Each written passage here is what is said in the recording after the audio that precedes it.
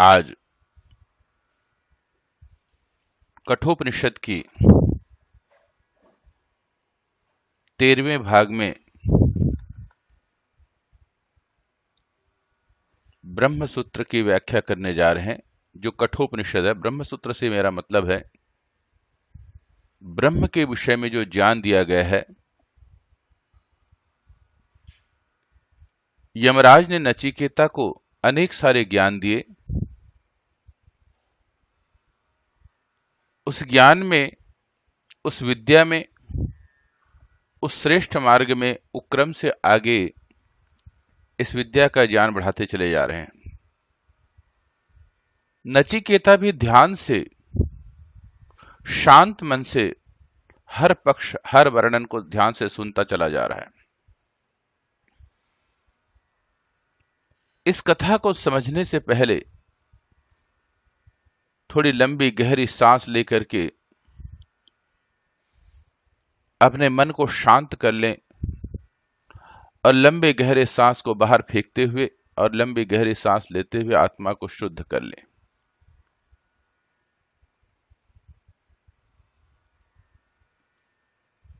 क्योंकि यमराज बहुत ही गहरे तत्व का वर्णन कर रहे हैं, जो कि बड़े सुंदर शब्दों में है और बड़े ही सरल शब्दों में। कहते हैं, अग्निर्यथैको भुवनम प्रविष्टो रूपम रूपम प्रतिरूपो बभूव एकस्तथा सर्वभूतांतरात्मा रूपम रूपम प्रतिरूपो बहिश्च। समस्त प्राणियों के अंतरात्मा रूप परमेश्वर एक होते हुए भी विभिन्न देहधारियों में प्रविष्ट होकर उन्हीं के रूप वाला बना हुआ है। वह भीतर रहने वाला ईश्वर बाहर भी है। जैसे संपूर्ण विश्व में प्रविष्ट एक ही अग्नि भिन्न भिन्न रूपों वाली हो जाती है, विभिन्न रूपों वाली हो जाती है। यमराज ने नचिकेता से कहा कि देखो नचिकेता, हर घर में दिया जलता है, हर परिवार में जलता है, हर मंदिर में जलता है। हर एक रसोई में अग्नि जलती है। संसार के भिन्न भिन्न कार्यों के लिए अग्नि का प्रयोग किया जाता है। लेकिन सारे ब्रह्मांड में अग्नि एक है। और वह अग्नि अगर दीप के रूप में, यज्ञ कुंड की अग्नि के रूप में, घर में भोजन पकाने वाले अग्नि के रूप में, या किसी बहुत बड़े कार्य क्षेत्र में करने वाला, जैसे लोहे को बनाने वाली फैक्ट्री, वहां बहुत बृहद अग्नि के रूप में, क्रव्याद अग्नि, जैसे किसी की मृत्यु होती है तो वहां भस्मीभूत करने के लिए अग्नि जलाया जाता है। कोई दीप जलाकर के त्राटक के माध्यम से अपने आप को पवित्र कर रहा है। कोई दीप और कपूर जलाकर के अपने घर को सकारात्मक ऊर्जा से परिपूर्ण कर देना चाहता है। वही एक ही अग्नि का भिन्न भिन्न कार्य है और भिन्न भिन्न रूप है। संसार में अग्नि एक है, लेकिन अलग अलग जगह पर अलग अलग कार्य करते हुए अग्नि का कार्य पृथक हो जाता है, उसका रूप पृथक हो जाता है। लेकिन गर्मी देना उसका स्वाभाविक स्वभाव है। अग्नि एक ही है। इसी प्रकार से संसार में जो सत्य ज्ञान है वो एक ही है। ब्रह्म एक है, जो सत्य स्वरूप है वह आपके अंतरात्मा में भी है और आपके बाहर भी है।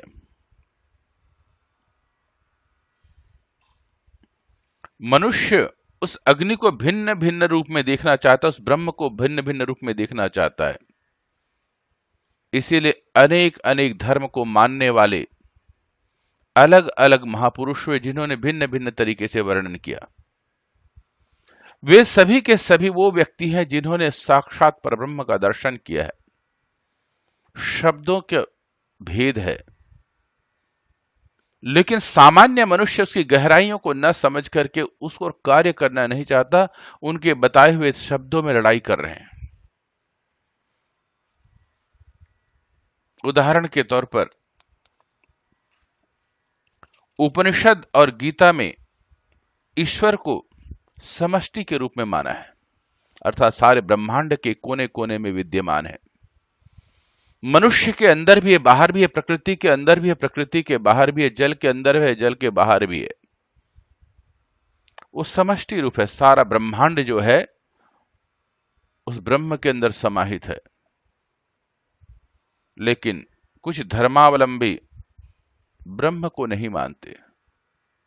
वो कहते हैं सिर्फ जीवात्मा है, जीवात्मा का एक ही उद्देश्य है, भोग करो, विलास करो, जिंदगी का आनंद लो और भौतिकता के तमाम वस्तुओं को अपने चरणों में लुटा लो ताकि उससे आनंद को ले सको। एक प्रकार की मान्यता के व्यक्ति वो है। और एक विचारधारा वाले व्यक्ति है, कहते हैं न तो समष्टि है न व्यक्ति है, न सारे दुनिया में ब्रह्म है और न ही आत्मा है, सारा का सारा शून्य है। शून्य का मतलब यह होता है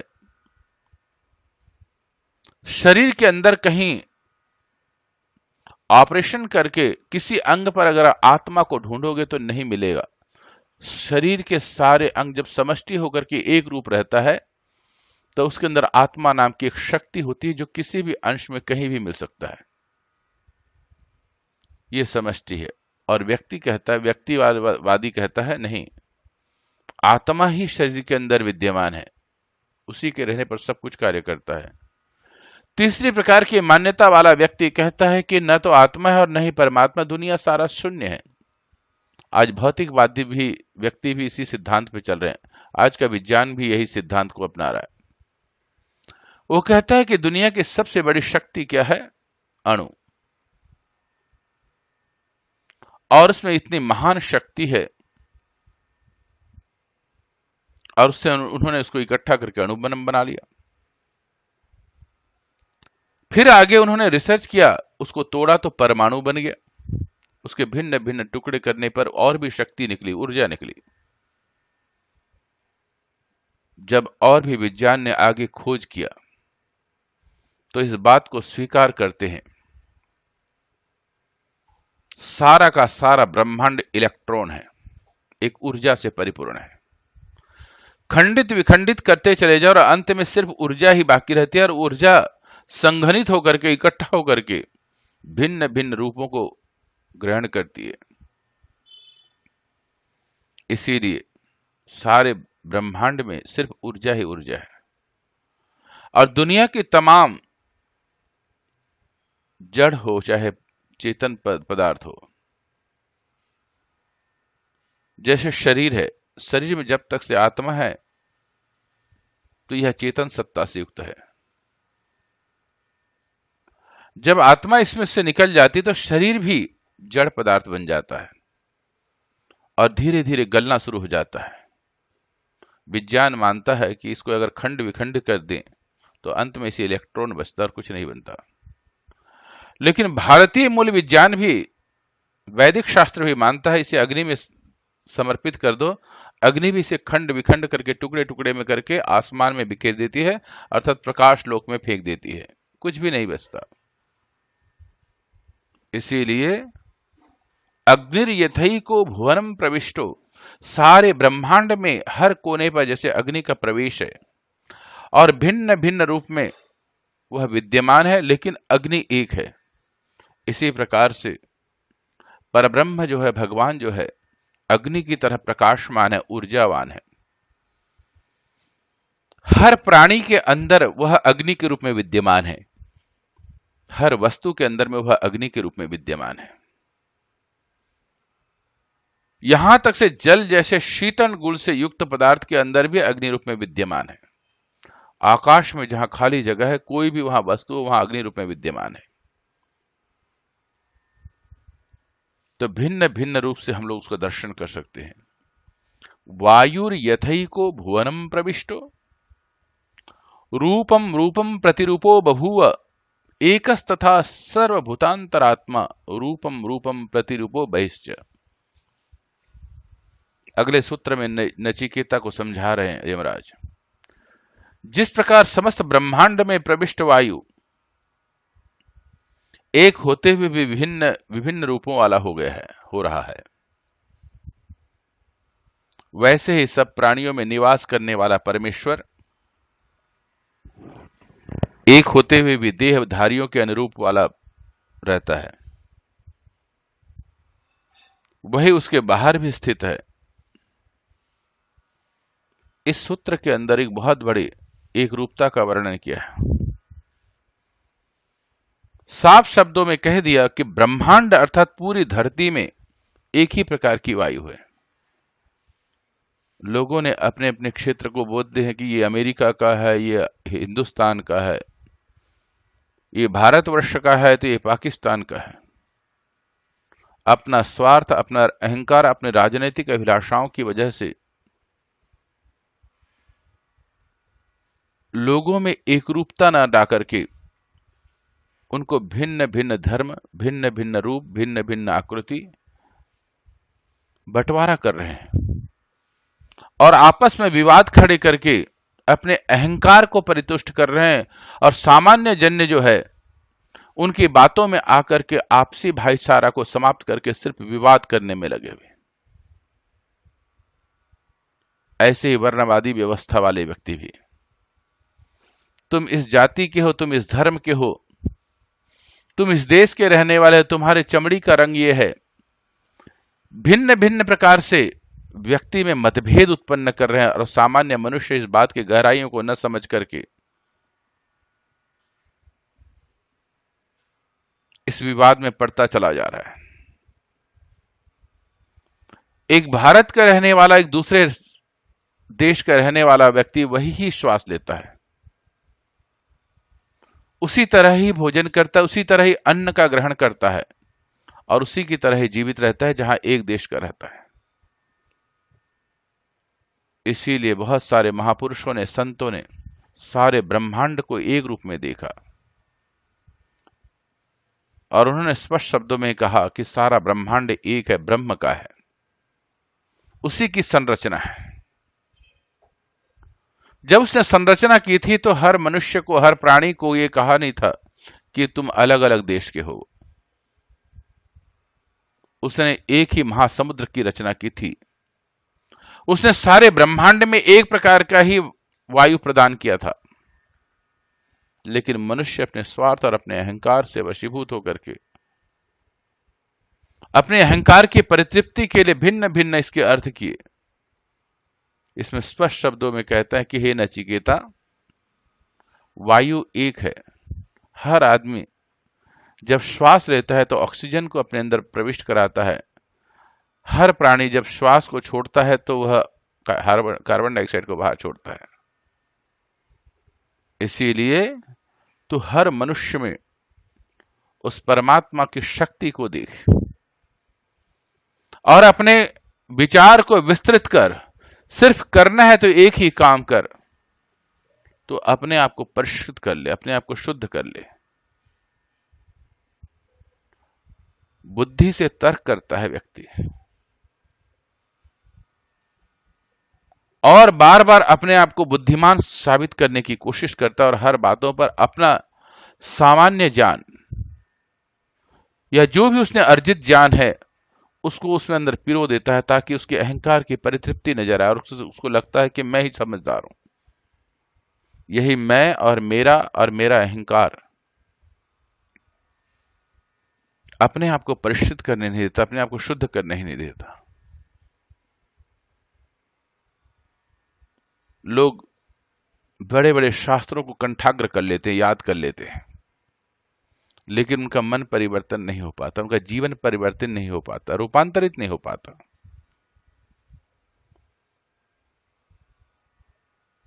शरीर को तो रूपांतरित कर लेता है, वस्त्र को रूपांतरित कर लेता है, लेकिन अपने मन की विचारधाराओं को रूपांतरित करके एक रूपता में लाने की कोशिश नहीं करता। रविंद्रनाथ टैगोर एक बहुत बड़े विद्वान व्यक्ति हुए। उन्होंने आत्मा और परमात्मा और प्रकृति के ज्ञान के ऊपर बहुत बड़ा ग्रंथ लिखा। गीत संगीत में संरचना के माध्यम से भारतीय दर्शन के ऊपर उन्होंने एक गीतांजलि नाम की पुस्तक लिखी। उसे अंग्रेजी में भी अनुवाद करके विश्व का सबसे बड़ा पुरस्कार, नोबेल पुरस्कार प्राप्त किया, क्योंकि भारतीय दर्शन का, वैदिक ज्ञान का उसमें गूढ़ तत्व विद्यमान था। सब कुछ प्राप्त करने के पश्चात भी, इतना बड़ा ज्ञानवान होने के पश्चात भी, बहुत सारे ग्रंथ, बहुत सारी कविताओं का उन्होंने लिखा, अनेक लोगों को शिक्षा भी प्रदान की। उन्होंने बहुत बड़ा विश्वविद्यालय भी खोला और अपनी विचारधाराओं को पठन पाठन के माध्यम से लोगों को सिखाया। लेकिन एक दिन बड़े दुखी थे। वो कहते हैं कि मैंने इतना सारा ग्रंथ लिख डाला, लोगों को ज्ञान दिया, अपना बहुत सारा ज्ञान अर्जन किया, लेखन में समृद्ध, ज्ञान बांटने में समृद्ध, विद्या को बांटने में समृद्ध, इतने समृद्धि होने के पश्चात भी उनके अंदर कुछ न कुछ बात कचोट रही थी। वो कहते हैं कि रविंद्रनाथ टैगोर, तूने बहुत सारे ग्रंथों को अध्ययन कर लिया, बहुत बड़ा इनाम भी जीत लिया, तुम्हारा नाम भी हो गया, लेकिन तुम्हें आत्मसंतुष्टि क्यों नहीं मिली?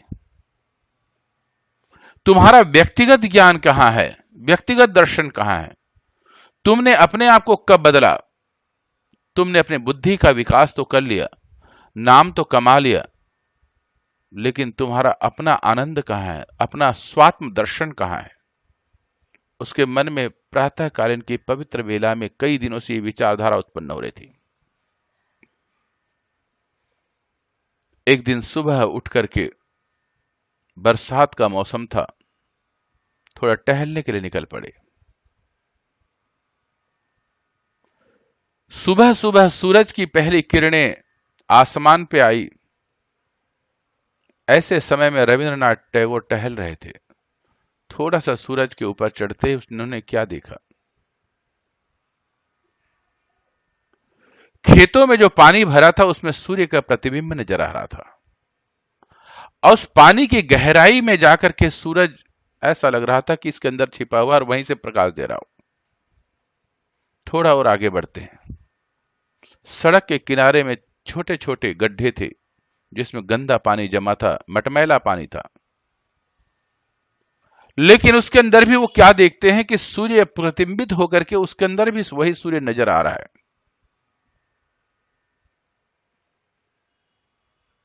और आगे बढ़ते हो, तालाब के किनारे पहुंचते हैं।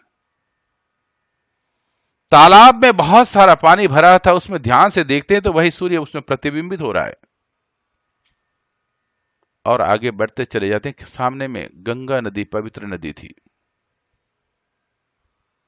उस नदी के किनारे जाकर के वो देखते हैं कि बहते हुए नदी के पानी में भी सूर्य वही प्रतिबिंबित हो रहा है।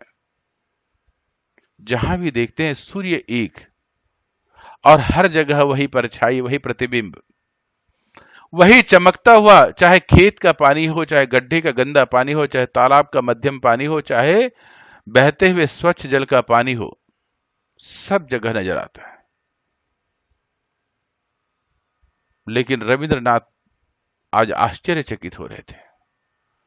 उन्होंने आसमान की तरफ देखा और कहा कि हे सूर्यदेव, तुम तो एक ही हो, लेकिन अलग अलग जगह पर हर जगह नजर आते हो, और वैसे ही प्रकाशमान, वैसे ही ऊर्जावान। उस समय रविंद्रनाथ के चेहरे पर एक मुस्कुराहट झलकी और उन्होंने कहा, सारे ब्रह्मांड में एक ही ब्रह्म है। जिस भी व्यक्ति के अंदर तुम देखोगे, उसके अंदर तुम्हारे को उस ब्रह्म की शक्ति नजर आएगी। वही वायु, वही अग्नि, वही प्रकाश, जो है तो एक, लेकिन दृष्टि भिन्नता से अलग अलग तरीके से लोग सोचते हैं, अलग अलग तरीके से देखते हैं। अगला सूत्र इस बात को और भी गहराई में ले जाकर के कहता है। क्या कहते हैं? सूर्यो यथा सर्वलोकस्य चक्षुर न लिप्यते चाक्षुषैर बाह्य दोषी एकस्तथा सर्वभूतांतरात्मा न लिप्यते लोक दुखे न बाह्य।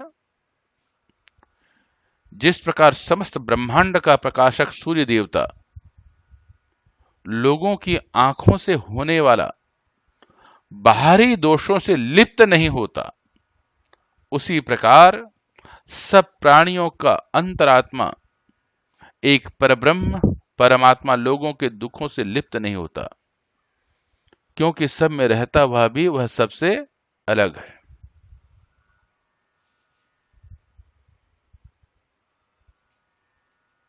सूर्य एक है, लेकिन अलग अलग जगह अलग अलग रूप में नजर आता है, चाहे वह नदी में हो, चाहे वह खेत में हो, चाहे वह गड्ढे का पानी हो, चाहे तालाब का पानी हो।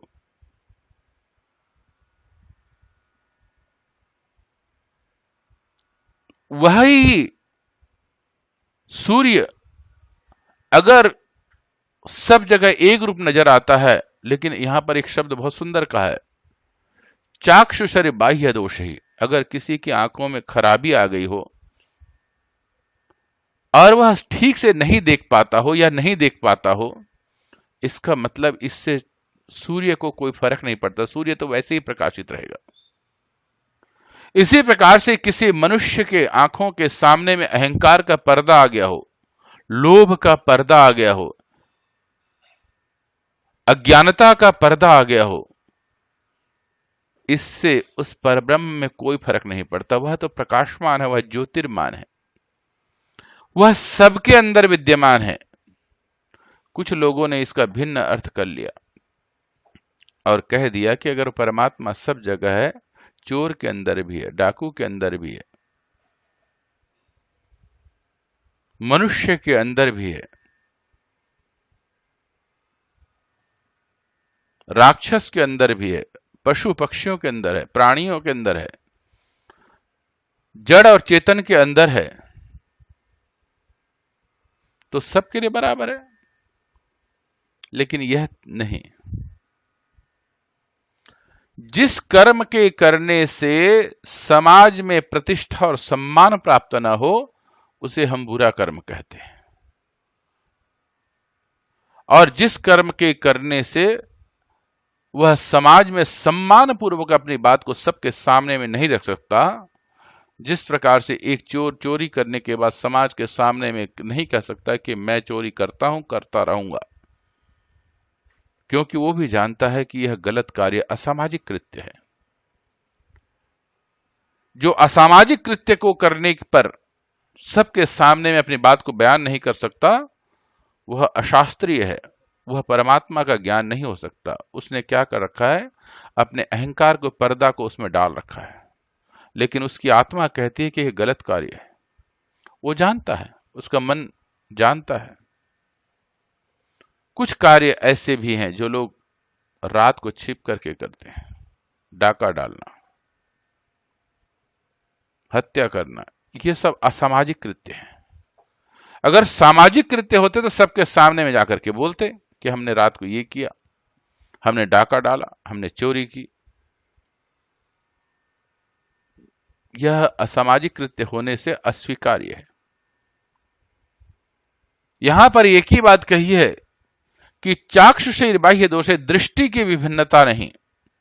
अगर तुम्हारी आंख खराब हो, तुम्हारी ज्ञान खराब हो, तुम्हारे अहंकार की वजह से दर्शन ठीक से देखने की ताकत नहीं रखते हो, इसका मतलब यह नहीं है कि तुम्हारे अंदर आत्मा नहीं है, तुम्हारे अंदर परब्रह्म नहीं है। तुम बैठ करके अपने मन की बात को तो सुनो, थोड़े लंबे गहरे सांस लो। अगर आपको सच्चाई कम दर्शन होता हो तो ज्यादा देर तक के लंबे गहरे सांस लो, लंबे गहरे सांस छोड़ो, और उसके बाद अपने आप से प्रश्न करो। अगर लगता है कि आपका मन अस्थिर हो रहा है, आपके सामने में कुछ चीजें आकर के आपको परेशान कर रही हैं, तो लगातार इस प्रक्रिया को 11 दिन तक करें। अगर और ज्यादा परेशान करते 21 दिन तक करें, और ज्यादा परेशान है तो उसको धीरे धीरे 10-10 दिन बढ़ाते जाएं। उसके बाद एक समय ऐसा आएगा जब अपने आप को आप दर्शन कर पाएंगे, क्योंकि आपके अंदर पवित्र आत्मा है। आपको भगवान ने पवित्र मन दिया था, आपके पास पवित्र बुद्धि है, क्योंकि वो सभी के सभी परमात्मा रूपी ब्रह्म रूपी अग्नि से आवेष्टित हैं, उसके प्रकाश से। कैसे? कुछ लोग कहते हैं कि इसको गलत तरीके से अपना करके कहते हैं कि अहम ब्रह्मास्मि, मैं ब्रह्म हूं। और इसका कुछ लोगों ने गलत उत्तर निकाल लिया, जैसे लोहे को अग्नि में डाल दो, अग्नि उसे तपा करके अपना रंग रूप दे देता है, और एक समय ऐसा आता है कि वो लाल हो जाता है, और ज्यादा गर्मी हो तो उसमें तरलता आ जाती है, तो कोई व्यक्ति उसको हाथों से नहीं उठा सकता। अब लोग उसको क्या कहेंगे, देखो अग्नि हो गया, लोहा भी आग बन गया। इसी प्रकार से कोई व्यक्ति लगातार परब्रह्म की उपासना कर रहा हो और उसके अंदर पवित्रता के भाव उत्पन्न होते चले जा रहे, जितना अधिक गर्म करोगे आपके दुष्कर्म, आपके बुरे कर्म समाप्त होते जाएंगे, राग बनते जाएंगे, और आपके पास पवित्रता बाकी रहेगी। जैसे लोहा अग्निमय हो गया, उसका रंग लाल हो गया, पवित्र हो गया। जैसे सोनार सोने को लोह गर्मी के देकर के आग के अंदर डाल देता है, उसे गर्म करता चला जाता है, गर्म करता चला जाता है, तो वह सोना का रंग बदल जाता है, अब वह अग्निमय हो गया। फिर उसके बाद वह महान कुशल कार्यकर्ता उस सोने को जैसा रंग रूप आकृति देना चाहता है, दे लेता है। इसी प्रकार से जब व्यक्ति परब्रह्म का दर्शन करता है, उसका उपासना करता चला जाता है, तो वह महान कुशल कलाकार जो संसार के कण कण में विद्यमान है, वो अपने आधार से आपको रंग रूप आकृति दे देता है। एको वशी सर्वभूतांतरात्मा एकम रूपम बहुधा यह करोति, तम आत्मस्थम ये अनुपश्यन्ति धीराः, तेषाम सुखम शाश्वतम नेतरेषाम। सब प्राणियों का अंतर्यामी, अद्वितीय एवं सबको वश में रखने वाला, यह शब्द बड़ा ही मधुर है। तम आत्मस्थम, एक ही रूप को बहुत प्रकार से बना लेता है, उसको अपने अंदर रहने वाला परमात्मा को जो ज्ञानी निरंतर देखते रहते हैं, यहां शब्द है निरंतर, हमेशा। तम आत्मस्थम ये नुपश्यन्ति धीरा, और कौन लोग देखते हैं? धैर्य रखने वाले व्यक्ति देखते हैं। उन्हीं को सदा अटल रहने वाला परमानंद स्वरूप वास्तविक सुख मिलता है, दूसरों को नहीं मिलता। यहां शब्द ध्यान दें, उन्हीं को जो लोग अपने अंदर देखते हैं, उस परमात्मा की शक्ति को अपने अंदर, उन्हें ही वास्तविक सुख मिलता है। जो दूसरों को अंदर देखते हैं, उसकी दृष्टि तो सुंदर हो सकती है, लेकिन वास्तविक सुख को प्राप्त करने में समय लगेगा। सबसे पहले अपने अंदर देखो उस परमात्मा को। लेकिन उससे भी बात, सबसे बड़ी बात कही है, परमपिता परमात्मा का स्वभाव क्या है? सबको वश में रखने वाला। हर मनुष्य को कर्म करने की आजादी दी है मनुष्य ने, और अपने आप को पहचानने की आजादी दी है, अपने कर्म को पहचानने की आजादी दी है। लेकिन जो व्यक्ति शांत होकर के अपने कर्मों को देखता है, मैंने क्या काम किया, कितने सामाजिक कार्य किया, और मेरे कार्य में मेरे साथ साथ और किन किन की उन्नति हो रही है, मेरे कार्य से किसी को कष्ट और हानि तो नहीं पहुंच रहा है। कार्य कार्य है, लेकिन उसमें पवित्रता का होना आवश्यक है। ऐसा व्यक्ति धैर्यशाली हो जाता है, और वह आत्मस्थम अपने अंदर उस परमात्मा को देखना प्रारंभ कर देता है। और जो देखना प्रारंभ करता है, उसी को यमराज कह रहे हैं कि हे नचिकेता, उसको परम सुख की प्राप्ति होती, परम आनंद की प्राप्ति होती है। मैं एक छोटी सी कहानी बताना चाहूंगा, बड़ा सुंदर ही कहानी है।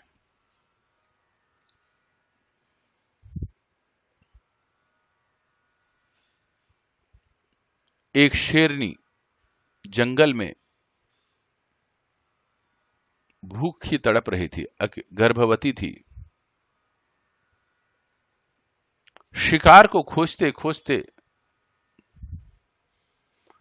भटक रही थी, इधर से गर्भवती होने की वजह से और दूसरा कुछ दिनों से शिकार न मिलने की वजह से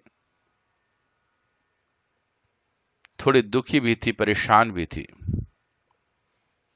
अचानक उसको एक जंगल में भेड़ों का झुंड नजर आया। बहुत बड़ा भेड़ों का झुंड था। अब वह घात लगा करके बैठ गई। प्रसन्न हुई कि इतने सारे भेड़ों में तो एक को तो पकड़ ही लूंगी। मन ही मन खुश होते हुए एक छोटे से टीला जो सामने में था उसमें घात लगा के बैठी। जैसे टीले के नीचे से वह भेड़ों का झुंड गुजरना प्रारंभ हुआ, शेरनी ने एकदम छलांग लगाई और छलांग लगा करके एक भेड़ को पकड़ना चाहा, लेकिन दुर्भाग्य,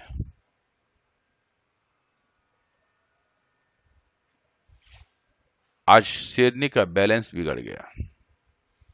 वैसे शेरनी का बैलेंस बहुत कम बिगड़ता है, लेकिन कभी कभी बिगड़ भी जाया करता है। आज इतने बड़े झुंड में अचानक उसका पकड़ टेढ़ा हुआ, हल्का सा टेढ़ा हुआ और मुंह के बल जाके गिरी। इधर तो गर्भवती होने की वजह से, दूसरा शरीर में थकावट होने की वजह से, कमजोरी होने की वजह से गर्दन थोड़ा सा मुड़ा और मुड़ करके वहीं वो ढेर हो गई, मर गई। लेकिन प्रकृति का अद्भुत खेल, इधर से वो तड़पते हुए जैसे ही मर रही है और उधर से उसका शावक पैदा हो गया, बच्चा पैदा हो गया।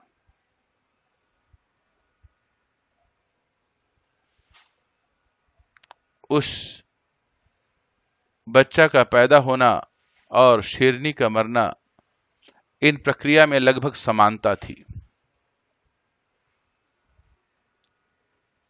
वह शेर का बच्चा, एक वह बालक शेर, वह शावक लड़खड़ाते हुए भेड़ों के झुंड में ही खड़ा रहा, थोड़ी देर के बाद चल पड़ा। अब उसका कोई साथी ना संगी, वो भेड़ों के साथ पलने लग गया। जंगली भेड़ थे, उन्हीं के साथ घूम रहा है, उन्हीं के साथ, लेकिन वो भेड़ों की तरह आचरण करने लग गया, क्योंकि वो उन्हीं को देख के सीखता था। भेड़ों को भी लगा कि यह हमारे साथ है, हमारी तरह है, और उन्हीं की तरह देखता, उन्हीं की तरह मिमियाने की कोशिश करता, उन्हीं की तरह चलने की कोशिश करता। कुछ दिनों के बाद वह शावक भी बड़ा हो गया।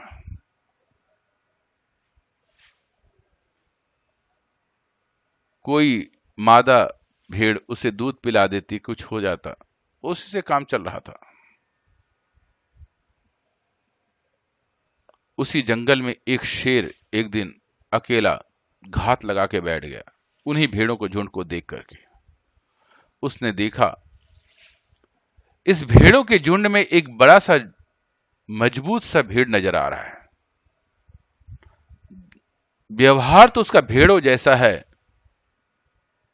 लेकिन दिख अलग प्रकार से रहा है। शेर ने सोचा, ये बड़ा सा जो भेड़ दिख रहा है, इसी को भी पकड़ता हूं। शेर तो शेर, एकदम छलांग लगाया और छलांग लगा करके उसको पकड़ लिया। जैसे ही पकड़ा तो देखता क्या है, यह भेड़ नहीं तो शेर है। उस शेर को देख करके वो बालक शेर भी डरने लग गया, कांपने लगा और कांपते हुए मिमियाते हुए छोड़ने की बात करने लगा। शेर समझा ये तो मेरी जाति का है, पर यह भेड़ों के बीच में रह करके भीड़ जैसे हो गया, चलो इसको अपना अस्तित्व समझाऊं। उसने अपने पूरी ताकत लगा करके उसको खींच करके लाया उसी जंगल में बस पास में ही एक झरना बह रहा था, और उस झरने के दाएं बाएं पहाड़ था। पहाड़ों के नीचे से वो झरना जो बह रहा है उसके पास ले जाकर के खींच करके निकाला, और उसने कहा कि देख, तेरी शक्ल मेरी शक्ल एक जैसे है। पानी में उसको दिखाया।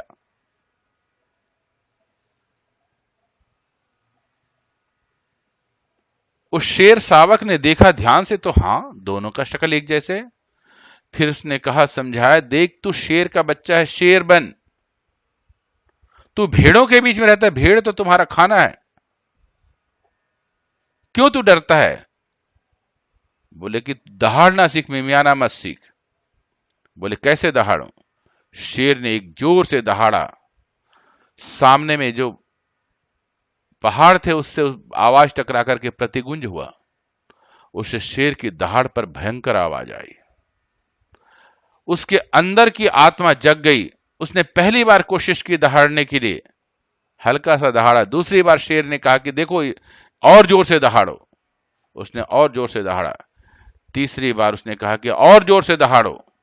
उसने जोर से दहाड़ा, और दहाड़ने के पश्चात आज वो भेड़ नहीं था, शेर बन गया। उसका अंतरात्मा जाग गई। उसका एक एक अंग अंग में फुर्ती आ गई, शक्ति आ गई। वो समझ गया कि मैं भेड़ नहीं, मैं शेर हूं। इस सारे कहानी का एक ही उद्देश्य है। परमपिता परमात्मा ने तुम्हारी आत्मा को पवित्र बनाया और कहा कि तुम ध्यान से अपने आप को पहचान सकते, अपने आप को रूपांतरित कर सकते हो। बाहर के जो अहंकार है, लोभ है, स्वार्थ है, तुम्हारे को कमजोर बना रखा है। और तुम जो है उसको जिस दिन छोड़ करके अपने आत्मा को देखोगे और अपने आप को परमात्मा के प्रकाश में देख के पहचानने की कोशिश करोगे, उस दिन समझ जाओगे कि तुम्हारे अंदर कितनी शक्ति है, कितनी ऊर्जा है, कितनी प्रकाश है। जो व्यक्ति इसको पहचान लेता है, तो नचिकेता को यमराज कह रहे हैं, वह व्यक्ति धैर्यशाली है, उसे परम सुख की प्राप्ति होती है। इसीलिए हम उपनिषद के सुनने वाले व्यक्ति थोड़ी देर समय निकाल करके अपने आप को ढूंढे, उस प्रकाश को ढूंढे जो तुम्हारी वजह से तुम्हारे शरीर के अंग अंग पर प्रकाश हो रहा है। उस वायु को ढूंढे जिसको परमपिता परमात्मा ने सबके लिए एक रूप दिया है, जो तुम्हारे श्वास प्रश्वास में बसा हुआ है। उसके पास बैठ करके उससे प्रश्न करें कि हे वायुदेव, तूने मुझे ऊर्जा दी है, जीवनी शक्ति दी है, तो सबसे श्रेष्ठ है, तो प्राण शक्ति है। इस प्राण शक्ति में अग्नि से मैं प्रकाश लेकर के तुझे प्रकाशित कर दूं, और प्रकाशित करने के पश्चात मैं अपने आप को पहचानूं, और मेरे सारे अंग में अजीब सा ऑरा जो खूबसूरत सा है फैल जाए, जिससे मेरा जीवन प्रकाशित हो जाए, जिससे मैं दूसरों का भी कल्याण करूं, अपना भी कल्याण करूं। लेकिन उपनिषद ने स्पष्ट शब्दों में कहा, सबसे पहले अपने आप को पहचानो, फिर दूसरों को देखना। दूसरे तो उपदेश दिए, मार्ग दिखाने का रास्ता है, लेकिन मार्ग तो तुम्हें चलना है। अगर किसी के गुरु ने, किसी के माता पिता ने कह दिया कि बेटा ये रास्ता ठीक है, इसमें चल, लेकिन चलना तो खुद को पड़ेगा। दिया बना तो दो, तेल डाल तो दो, लेकिन दिया तभी प्रकाशित हो जब वो खुद जलता है। ध्यान रखें कि परमपिता परमात्मा ने वायु तो बना दिया, लेकिन अब सांस खुद लेंगे तभी जाकर के आप जीवित रहेंगे। अगर कोई कहे कि मैं तो सांस नहीं लूंगा, मैं तो ये नहीं करूंगा, तो वो जीवित भी नहीं रहेगा। करना स्वयं को है। इसीलिए मनुष्य थोड़ी देर समय निकाल करके अपने आप को पहचानने की कोशिश करे। उसके लिए सबसे सरलतम और उत्तम विधि है, लंबी लंबी गहरी सांस लें, और जिसका मन जितना भागे वो उतना अधिक समय लंबी गहरी सांस ले और गहरे गहरे छोड़े।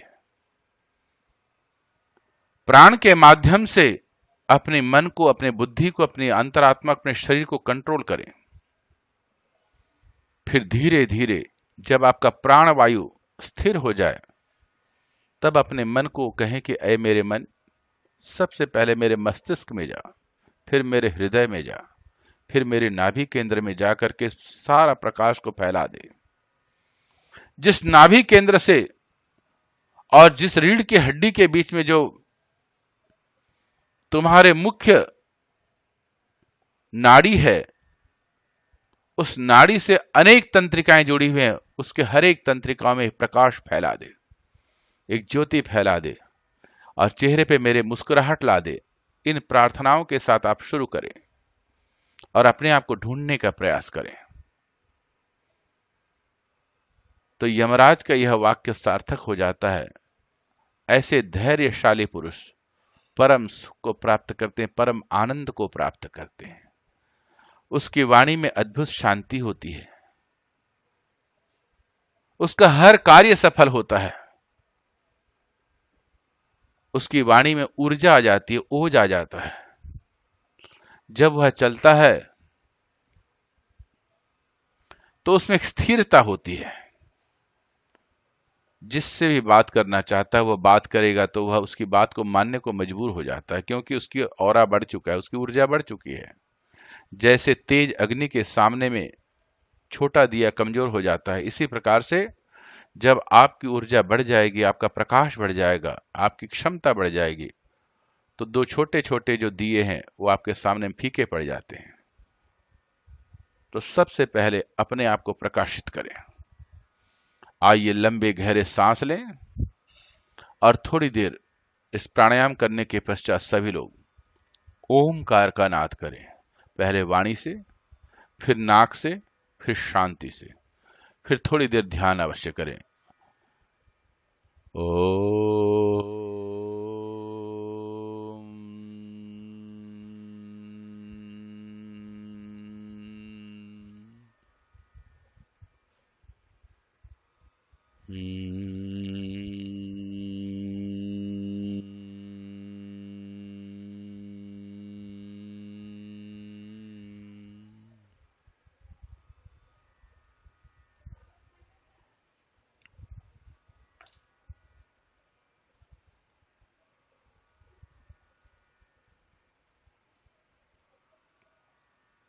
बाकी ध्यान आप अपने आप से करें। अगर किसी भी प्रकार का प्रश्न पूछना है तो कमेंट बटन में अवश्य लिखें। अगर आपको यह उपनिषद की कथा पसंद आई है तो कमेंट बटन में अवश्य लिखें। अगले वीडियो के लिए सब्सक्राइब करें ताकि अगली कथा आपके पास पहुंच जाए। सबको मेरा नमस्ते।